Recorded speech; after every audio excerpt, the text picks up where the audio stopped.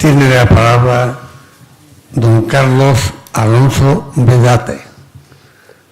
Bueno, buenas tardes y muchas gracias por su presencia aquí. Realmente yo me pregunto que para qué he sido yo invitado aquí, porque después de los cerebros que me han precedido, yo creo que no tiene casi el más mínimo sentido que yo diga nada. De todas formas, va a ser yo creo que realmente muy superflua. Pero bueno, algo a lo mejor se saca alguna idea importante de lo que voy a decir. Ciertamente, lo primero que hay que decir es que estamos llenos de enigmas por todas partes. Y la gran enigma de la existencia, pues es uno de los grandes enigmas que ya también Leibniz dijo que por qué existe algo mejor que nada. Pregunta a la cual no tenemos ninguna respuesta desde el punto de vista de la filosofía, únicamente desde el punto de vista de lo religioso, que es una opción como otra cualquiera. Yo ciertamente no sé si voy a estar a la altura, creo que no, y de luego no piensen ni por un momento que yo puedo enrolarme en la masa de aquellos grandes hombres que han dominado la biología. Yo no les voy a hablar de lo que hago actualmente, porque lo que hago actualmente es física, biología, de alguna forma casi teórica, porque estoy dedicado a hacer genes sintéticos, diseñar genes en el laboratorio mediante fórmulas matemáticas y posteriormente mandar que esos genes los sinteticen con síntesis química y después yo ya con esos genes pues hago virguerías y hago lo que me parece. Y de hecho, pues dentro de poco, si las cosas van como van, pues se lanzará un gen sintético que codifica para una proteína que va en contra de una enfermedad muy extendida en el mundo, porque hay aproximadamente 1 millón de casos anuales nuevos, que se llama la leishmaniasis, pero este es otro tema diferente. Porque yo prácticamente he estado toda mi vida en biología, aunque he estudiado filosofía y teología, pero yo realmente, mi conocimiento es de biología y en este momento de biología sintética. Pero yo hoy querría hablar, no hablar, sino plantear unos problemas que yo creo que están ahora mismo debatiéndose en profundidad en prácticamente todas las esferas. Y es la de las raíces de la moralidad, o de las raíces del pensamiento trascendente, que poco más o menos es lo mismo. Es un problema que ha venido y ha tenido diversas formas en diversos momentos de la historia y que se puede retrotraer a Tales de Mileto y a todos ese cúmulo de grandes personajes que efectivamente yo estoy muy de acuerdo en que lo que hicieron fue observar y meditar. Y yo creo que de la meditación salían muchas cosas interesantes porque salió enormes realidades importantes desde este mundo. Pero las raíces de la moralidad en este momento se describen desde 2 puntos de vista. Uno del punto de vista, y las dos generan enormes enigmas, porque ninguna de las 2 esferas de las raíces de la moralidad realmente responden plenamente. Una es la puramente material, es decir, todo es reducible a materia y por consiguiente cualquier expresión de la persona humana es reducible a experimentos que se pueden manifestar biológicamente y por consiguiente materialmente. Y otra ya es una raíz que podemos decir trascendente, que se confunde muchas veces con lo religioso. No pensemos en lo religioso cristiano ni oriental, sino pensemos en lo trascendente, que es cuando queremos hablar de pensamiento religioso. Es decir, tenido un sentido muy amplio de la palabra, que hay una religiosidad hebrea, una religiosidad griega, una religiosidad oriental, una religiosidad cristiana, pero en el fondo, todas estas religiosidades quieren dar respuesta a la pregunta de cuál es la raíz de la moralidad. Bueno, pues actualmente se está entendiendo que la raíz de la moralidad viene de diversas capacidades. Una es la capacidad de conocer y la capacidad de conocerse, que son 2 cosas distintas. Una cosa es conocer lo exterior y otra cosa es conocerse desde el punto de vista de yo soy lo que soy.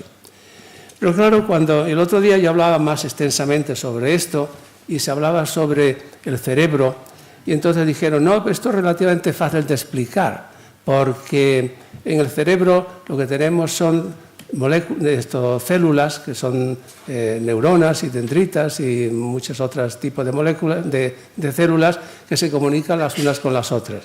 Y entonces yo dije una cosa que realmente en el mundo de la biología es obvia y evidente, y es que en el cerebro no tenemos células.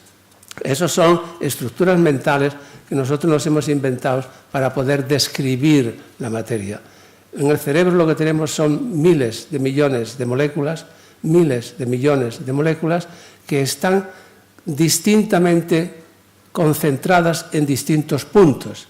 Y esas moléculas interaccionan a la corta y a la larga con otras moléculas que tienen cercana, con otras moléculas que tienen muy dispersas, y de todo ese acúmulo de interacciones surge el conocer. Pero claro, cuando nosotros expresamos el conocimiento en términos de interacción entre moléculas, es relativamente fácil explicar la situación. Cuando hablamos en términos de miles de millones de moléculas que interaccionan unas con las otras, que es la realidad, entonces ya el término conocer ya es casi puramente filosófico y mucho más complicado. Pero lo primero, para explicar las raíces de la moralidad, es el conocer y el conocerse. El segundo punto es la capacidad de hacer juicios. Todos hacemos juicios, queramos o no queramos. Inmediatamente que vemos algo, emitimos un juicio, pero instantáneo. Es algo completamente rápido e ineludible. Siempre decimos, esto está bien, esto está mal, esto me gusta, esto no me gusta, esto está feo, esto está bonito, este cuadro es interesante, la persona que tengo al lado me parece simpática, lo que está diciendo el ponente es una tontería, es una cosa real. Constantemente estamos emitiendo juicios, pero a una velocidad verdaderamente de vértigo. Explicar cómo hacemos los juicios, sí, explicar cómo hacemos el conocimiento es complicado, explicar cómo hacemos los juicios es tremendamente mucho más complicado. El otro punto es, para poder hacer juicios morales, es la capacidad de abstracción. Es decir, es la capacidad de conocer lo que no estamos viendo ni estamos experimentando, sino estamos creando. Pues si conocer es difícil de explicarlo en términos pequeños de moléculas, si explicar los juicios que hacemos en términos de interacciones entre moléculas, explicar cómo es posible que hagamos abstracciones de algo que no podemos tener presente, es todavía muchísimo más complicado, lo cual es mucho más enigmático y al mismo tiempo paradójico. El otro punto al que llegamos, la capacidad de elegir libremente, y aquí entramos en una esfera verdaderamente que es enigmática. ¿Somos libres o no somos libres? Cuando conocemos algo se nos presenta. Cuando hacemos un juicio también se nos presenta casi con fuerza inmediata porque lo hacemos queramos o no queramos.